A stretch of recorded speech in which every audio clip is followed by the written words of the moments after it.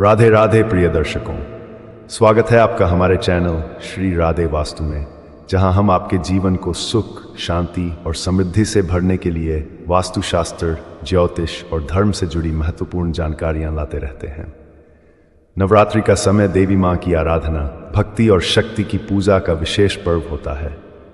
ये 9 दिन देवी दुर्गा के 9 रूपों की पूजा के लिए समर्पित होते हैं और इस दौरान की गई साधना और उपासना आपके जीवन में विशेष फल प्रदान कर सकती है। लेकिन अगर नवरात्रि से पहले कुछ खास तैयारियां न की जाएं, तो माता रानी नाराज हो सकती हैं। ऐसा माना जाता है कि जो भक्त नवरात्रि के पहले इन महत्वपूर्ण बातों का ध्यान नहीं रखते, उनकी पूजा का पूरा फल नहीं मिलता और देवी की कृपा भी नहीं बरसती। आज हम इस वीडियो में चर्चा करेंगे उन 6 महत्वपूर्ण कामों के बारे में जो आपको नवरात्रि शुरू होने से पहले अवश्य कर लेने चाहिए, ताकि माता रानी प्रसन्न हो और आपकी भक्ति का पूरा फल आपको प्राप्त हो। पहला काम, प्याज लहसुन घर से हटा दें। पहला और सबसे महत्वपूर्ण काम जो आपको नवरात्रि से पहले करना चाहिए वह है अपने घर से प्याज और लहसुन को पूरी तरह हटा देना। हिंदू धर्म में प्याज और लहसुन को तामसिक भोजन माना गया है, जिसका अर्थ है कि इनका सेवन करने से मन में तामसिक भावनाएं उत्पन्न होती हैं। तामसिक भोजन से क्रोध, आलसी और अन्य नकारात्मक भावनाओं का जन्म होता है। नवरात्रि का समय सात्विकता और पवित्रता का होता है, इसीलिए नवरात्रि के दौरान प्याज और लहसुन का सेवन निषिद्ध माना गया है। शास्त्रों के अनुसार देवी मां की पूजा के दौरान सात्विक आहार को अपनाना चाहिए। सात्विक आहार से मन शांत और पवित्र होता है और इससे देवी मां की कृपा प्राप्त होती है। प्याज और लहसुन को नवरात्रि शुरू होने से पहले ही घर से हटा देना चाहिए, ताकि आपकी साधना में कोई रुकावट न आए और पूजा का वातावरण पवित्र बना रहे। इसके अलावा नवरात्रि के दिनों में सिर्फ शुद्ध और सात्विक भोजन का ही सेवन करें, जैसे फल, दूध और अनाज, ताकि आपकी पूजा विधिपूर्वक संपन्न हो सके। दूसरा काम, मांस मदिरा घर से दूर कर दें और नवरात्र के दौरान छुए भी नहीं। दूसरा अत्यंत महत्वपूर्ण कार्य है मांस और मदिरा को नवरात्रि शुरू होने से पहले ही अपने घर से पूरी तरह दूर कर देना। मांस और मदिरा का सेवन न केवल धार्मिक दृष्टिकोण से अनुचित है, बल्कि यह आपके मानसिक और आध्यात्मिक उन्नति में भी बाधक साबित होता है। नवरात्रि के दौरान देवी मां की पूजा और उपासना करते समय शुद्ध और पवित्र आचरण को अपनाना अनिवार्य होता है।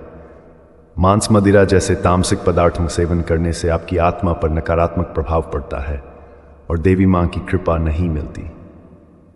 इसके अलावा यह भी कहा गया है कि नवरात्रि के 9 दिनों तक मांस और मदिरा के सेवन से न केवल शारीरिक बल्कि मानसिक अशुद्धि भी उत्पन्न होती है। इसलिए यह आवश्यक है कि नवरात्रि शुरू होने से पहले ही अपने घर से इन सभी तामसिक वस्त्रों को दूर कर दें और 9 दिनों तक पूरी शुद्धता और सात्विकता के साथ देवी मां की पूजा करें। साथ ही इस दौरान इन वस्त्रों को छूने से भी बचें, ताकि आपकी पूजा निष्कलंक और पवित्र हो सके। तीसरा काम, पूजा के लिए नई मूर्तियां स्थापित करें। नवरात्रि के दौरान देवी मां की पूजा के लिए नई मूर्तियों को स्थापित करना अत्यंत शुभ माना जाता है। जब हम नए मूर्तियों की स्थापना करते हैं तो ये देवी मां का नया अवतार मानकर उनका स्वागत करने जैसा होता है। नई मूर्तियां सकारात्मक ऊर्जा का संचार करती हैं और घर में शुभता और समृद्धि लाती हैं। शास्त्रों के अनुसार पुरानी मूर्तियों का उपयोग नवरात्रि के दौरान नहीं करना चाहिए, क्योंकि उनमें पूजा के दौरान उत्पन्न होने वाली ऊर्जा स्थिर हो जाती है। नई मूर्तियों के माध्यम से आप अपने घर में एक नई ऊर्जा और सकारात्मकता का स्वागत करते हैं, जो आपकी साधना को और अधिक प्रभावी बनाती है। इसलिए नवरात्रि से पहले सुनिश्चित करें कि आप नई मूर्तियों को घर लाएं और उन्हें विधिपूर्वक स्थापित करें। यह आपकी पूजा में नवीनता और पवित्रता का संचार करेगा और देवी मां की कृपा आपके घर में अवश्य बरसेगी। चौथा काम, घर की अच्छे से साफ सफाई करें और गंगाजल का छिड़काव करें। नवरात्रि से पहले घर की साफ सफाई करना भी अत्यंत आवश्यक है। शास्त्रों के अनुसार देवी मां केवल उन्हीं स्थानों पर निवास करती हैं जहां स्वच्छता और पवित्रता होती है। इसलिए नवरात्रि से पहले अपने घर के हर कोने को अच्छी तरह साफ कर लें। विशेष रूप से पूजा स्थल की सफाई पर विशेष ध्यान दें। घर की सफाई के बाद एक और महत्वपूर्ण कार्य होता है गंगाजल का छिड़काव।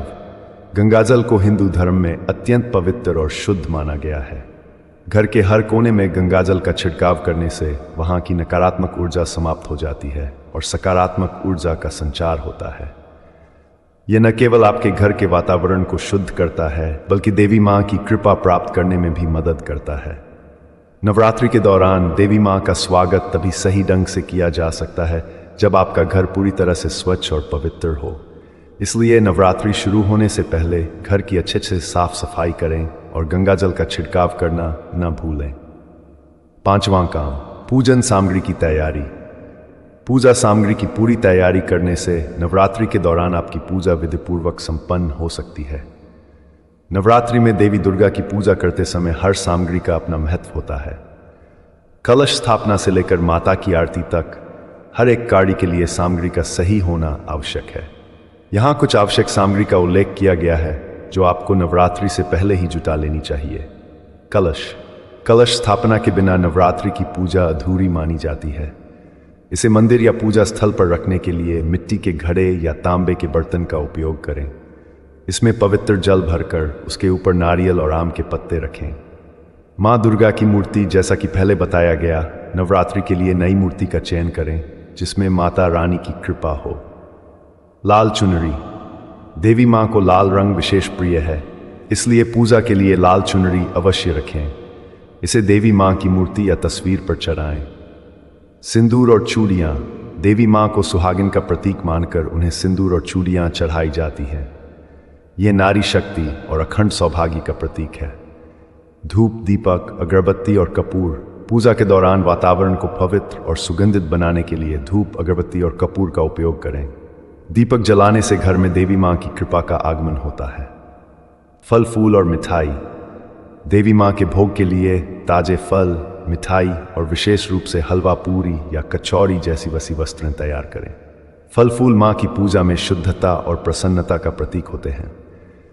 इन सभी सामग्री को पहले से ही तैयार कर लें ताकि नवरात्रि के दिनों में आपको किसी प्रकार की कमी या रुकावट का सामना न करना पड़े। जब सब कुछ विधिपूर्वक तैयार होगा तब आप अपनी पूजा और साधना में पूरी तरह से समर्पित हो सकेंगे। 6वां काम, मन और विचारों को शुद्ध करें। नवरात्रि केवल बाहरी सफाई और तैयारियों का पर्व नहीं है, बल्कि यह आत्मिक शुद्धिकरण का समय भी होता है। देवी माँ की पूजा तभी सफल होती है जब हमारा मन और विचार पूरी तरह से शुद्ध हों। नकारात्मक भावनाएं जैसे कि क्रोध, ईर्ष्या, लोभ और द्वेष हमारी पूजा और भक्ति में विघ्न डालते हैं। इसलिए नवरात्रि शुरू होने से पहले आपको अपने मन और विचारों को भी शुद्ध करना आवश्यक है। सकारात्मक सोच अपनाएं, नकारात्मक विचारों को त्यागें और सकारात्मकता को अपनाएं। जब आप सकारात्मक भावनाओं के साथ पूजा करते हैं तो देवी माँ की कृपा प्राप्त होती है। ध्यान और योग। नवरात्रि के दौरान मन की शुद्धि के लिए ध्यान और योग करें। यह न केवल आपके विचारों को शुद्ध करेगा, बल्कि आत्मा को भी शांत करेगा और आपको देवी माँ के प्रति समर्पित होने में मदद करेगा। सदाचरण और संयम।